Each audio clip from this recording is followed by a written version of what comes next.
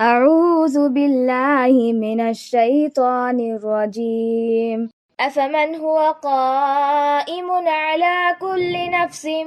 بما كسبت وجعلوا لله شركاء قل سموهم أم تنبئونه بما لا يعلم في الأرض أم بظاهر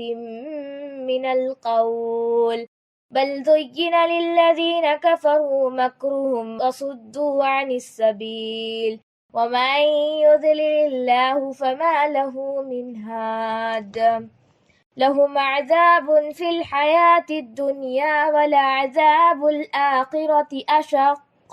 وما لهم من الله من واق مثل الجنة التي أعد المتقون تجري من تحتها الأنهار أكلها دائم وظلها تلك عقبى الذين اتقوا وعقبى الكافرين النار